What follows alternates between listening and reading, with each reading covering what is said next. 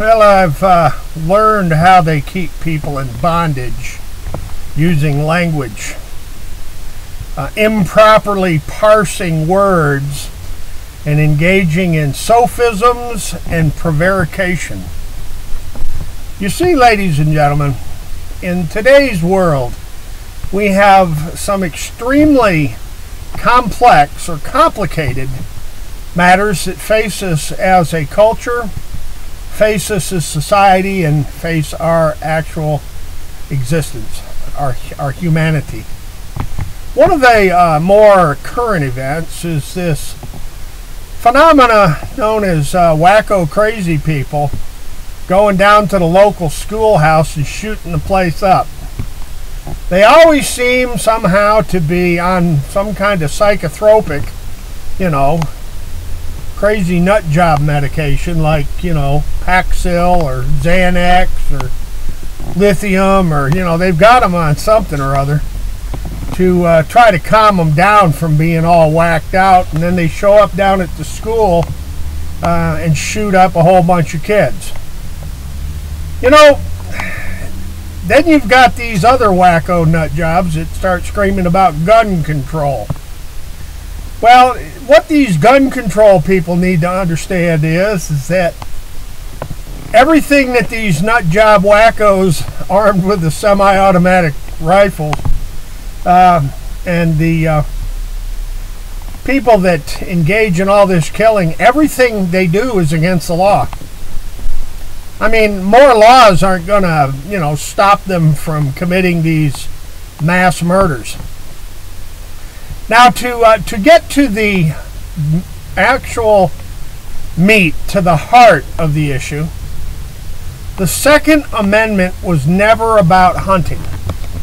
The Second Amendment has nothing to do with a pioneer family keeping a long gun, a musket for shooting squirrels and shooting deer.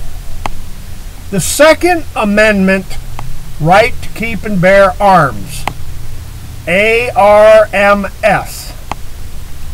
Arms literally means the same weapons that the other army has.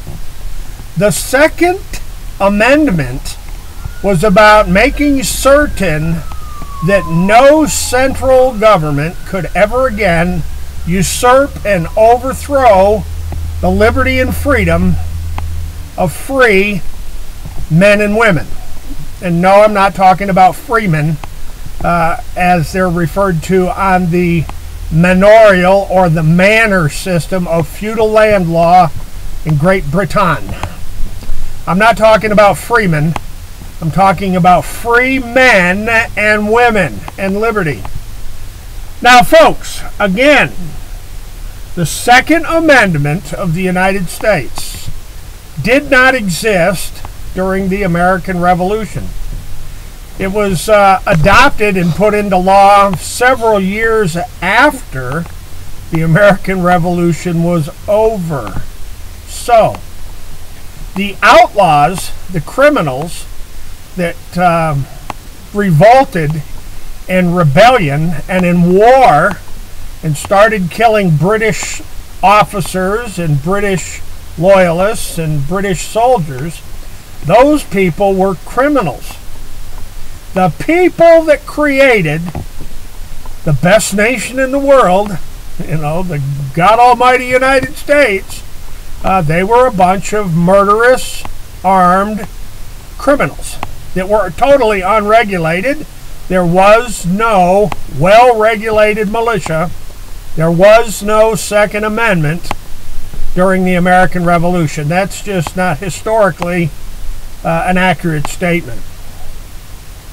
The Second Amendment protected the right of the common people to be as armed as the army itself.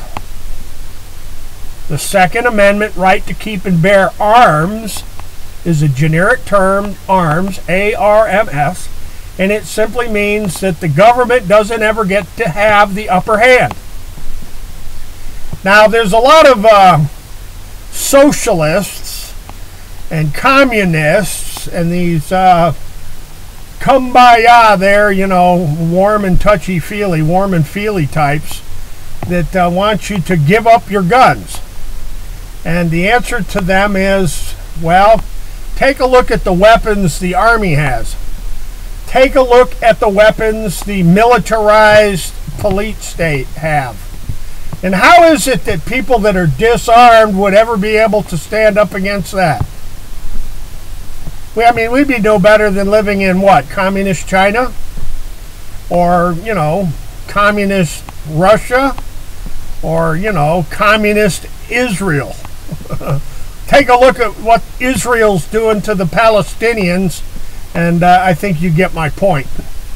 The Palestinians don't really have any arms, and the Israelis are armed to the teeth by the United States Senate and the United States Congress. So, folks, I think I'm going to leave this one here for now, because people accuse me of being verbose and, you know, long-winded.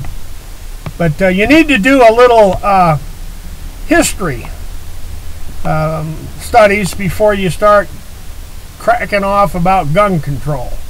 Because when you have a police state and a militarized police state and a militarized government such as the United States, and the people are disarmed, I mean, what could go wrong, right?